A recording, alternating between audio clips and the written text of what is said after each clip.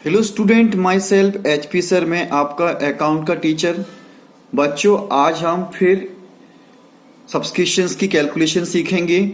हमने अभी तक सब्सक्रिप्शन की कैलकुलेशन में केस 1 और केस 2 हम सीख चुके हैं कि एक एग्जाम में किस प्रकार के क्वेश्चंस आ सकते हैं। केस 1 के अकॉर्डिंग टू क्वेश्चन आ सकता है, केस 2 के अकॉर्डिंग टू क्वेश्चन आ सकता है। अब केस 3 में भी सीख सकते हैं कि किस प्रकार का क्वेश्चन एग्जाम में पूछा जा सकता है, उसे आप किस तरह सॉल्व करेंगे और कौन सी बातों को आपको ध्यान में रखना है। चलिए हम पहले क्वेश्चन देखते हैं कि किस प्रकार का क्वेश्चन एग्जाम में पूछा जा सकता है। ये हमारा रिसीव एंड पेमेंट अकाउंट बना हुआ है फॉर द ईयर एंडेड 31 मार्च 2018। ये हमारी करंट ईयर है। पर्टिकुलर्स ये रिसीव से हमारे पेमेंट्स हो गए हमारे। यहाँ पर बच्चों सब्सक्रिप्शंस दिया हुआ है हमारा, 2 सब्सक्रिप्शन 16 एंड 17 में 20,000 है और 17 और 18 में 2 लाख है जो आपका करंट ईयर है, और 18 और 19 में आपका 14,000 है। आपको बच्चों ये मालूम है, ये हमारा subscriptions beginning of the current year हो जाता है हमारा। ये हमारा सब्सक्रिप्शन ये है रिसीव हुआ है इस साल करंट ईयर में, और ये भी करंट ईयर में हमारा 18-19 का ये एडवांस सब्सक्रिप्शन हो गया हमारा, and of the current year हो जाता है 14,000 आपका। लेकिन रिसीव एंड पेमेंट अकाउंट में आपको टोटल सब्सक्रिप्शन जो रिसीव हुआ है वो है 2,34,000। ये आपका रिसीव एंड पेमेंट अकाउंट में इस प्रकार से। क्या क्वेश्चन में एडिशनल इंफॉर्मेशन क्या हो सकती है, तो थोड़ा एडिशनल इंफॉर्मेशन को आप थोड़ा समझ लीजिए। एडिशनल इंफॉर्मेशन में दे रहा है कि आउटस्टैंडिंग सब्सक्रिप्शन ऑन। ये ध्यान रखिए बच्चे, किसी भी क्वेश्चन में अगर ऑन शब्द लगा हो तो समझ जाना कि वो टोटल अमाउंट है।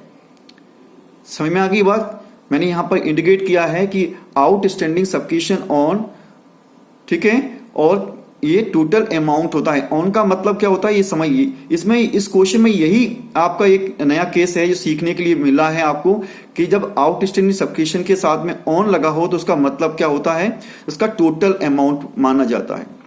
बच्चों, हमें यहां सब्सक्रिप्शन दिया हुआ है 1/4/2017 का ₹22,000। आपने देखा बच्चों, आपका beginning of the current year में सब्सक्रिप्शन कितना था, 20,000, और यहां पर भी आपके बिगिनिंग ऑफ करंट ईयर में कितना दिखा रहा है, 22,000। इसका मतलब ये क्या हुआ कि एक्चुअल में था 22,000, लेकिन रिसीव एंड पेमेंट अकाउंट में आपको कितना रिसीव हुआ, ओनली 20,000। यही केस आपको समझना है बच्चों ध्यान से, कि आप देख रहे हैं कि रिसीव एंड पेमेंट अकाउंट में आपको ₹20,000 रिसीव हुआ है, लेकिन आउटस्टैंडिंग सब्सक्रिप्शन आपका बिगिनिंग ऑफ करंट ईयर में कितना था, 22,000। इसका मतलब क्या हुआ आप समझिए। ये मैं आगे नीचे एक लाइन का मतलब लिख के समझाया है, उस बात को आप समझिए। Out of outstanding amount of last year और ₹22,000 कितना था आपका, 22,000 था। We have receive only outstanding amount of ₹20,000। हमें करंट ईयर में कितना रिसीव हो गया था हमारा, 20,000।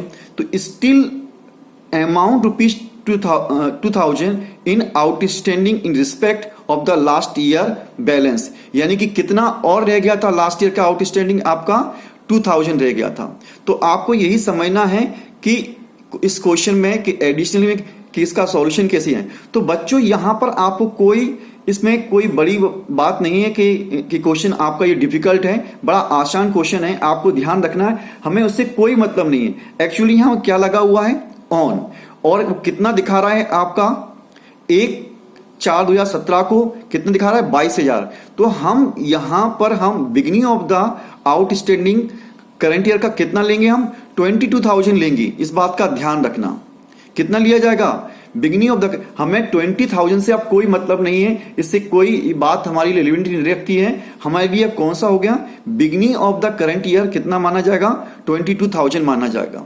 तो बच्चों ये ध्यान रखना, एग्जाम में आप जब कैलकुलेशन ऑफ सब्सक्रिप्शन कर रहे हो एक्सपेंडिचर अकाउंट के लिए, करंट निकालने के लिए, तो ये ध्यान रखना कि हमें यहाँ पर 1/4/2017 को दिया, यानी टोटल अमाउंट कितना था, 22,000। तो हम ये अमाउंट लेंगे और इसी अमाउंट को हम, अब आपको चार्ट के द्वारा मालूम है ही कि चार्ट के द्वारा समझाया है कि ये माइनस किया जाएगा आपका। तो यहाँ 20,000 से मतलब नहीं है हमें, कौन सी अमाउंट से मतलब है, हमारे 22,000 से मतलब है। हम इसको और आगे सॉल्यूशन के माध्यम से समझते हैं। देखिए बच्चों, ये इसका सॉल्यूशन दिया हुआ है, मैंने यहाँ पर सॉल्यूशन किया है। Subscription on receive during the year कितना हुआ था हमें, क्वेश्चन में 2,34,000 था, वो हमने अमाउंट लिख लिया हमने। Outstanding subscription at the end of the current year में कितना था, वहां पर 30,000 था, तो हमने यहाँ 30,000 दिया। तो करंट ईयर का आउटस्टैंडिंग अमाउंट क्या होता है, प्लस होता है, तो हमें अमाउंट प्लस में लिखा है। फिर outstanding subscription at the end of the last year या beginning of the current year, वहां पर रिसीव एंड पेमेंट अकाउंट में कितना दिखाई दे रहा था आपका 20,000, जबकि वो बता कितना रहा था, वो 1/4/2017 को वो 22,000। तो मैंने क्या कहा था कि एक्चुअल में हम कौन सा अमाउंट लेंगे, 22,000 लेंगे। बस यही केस समझना था आपको। तो ये हमारा beginning of the current year हो गया या outstanding subscription at the end of the last year कहलाता है। तो हम कौन सा अमाउंट लेंगे, 22,000। यहाँ पर ये माइनस होता है, आपको मालूम है। Advance subscription at the end of the current year कितना था, 40,000 था, जो आपके रिसीव पेमेंट अकाउंट में दिया था। और नीचे क्वेश्चन में दिया था advance subscription at the end of the last year, यानी कि beginning of the current year कहलाता है, वो 8,000 ये प्लस होता है। हम इसकी कैलकुलेशंस करें तो हमारे लिए अमाउंट हमारा कितना आ जाता है, 2,36,000 हमारा इनकम और एक्सपेंडिचर अकाउंट के क्रेडिट साइड में शो किया जाएगा।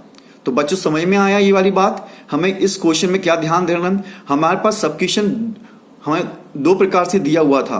एक हमारे रिसीव एंड पेमेंट अकाउंट में भी दिया था, बता रहा था कितना रिसीव हो गया है, और नीचे एडिशनल इंफॉर्मेशन में दे रहा था कि 1/4/2017 को कितना सब्सक्रिप्शन था हमारा, 22,000। तो यही केस हमें समझना था। आई होप, मैं आशा करता हूं कि ये क्वेश्चन आपको बड़े अच्छी तरह से समझ में आ गया होगा और एग्जाम में आप ये गलती करके नहीं आएंगे। आगे हम और इसके केसेस सीखेंगे। नमस्कार, जय हिंद।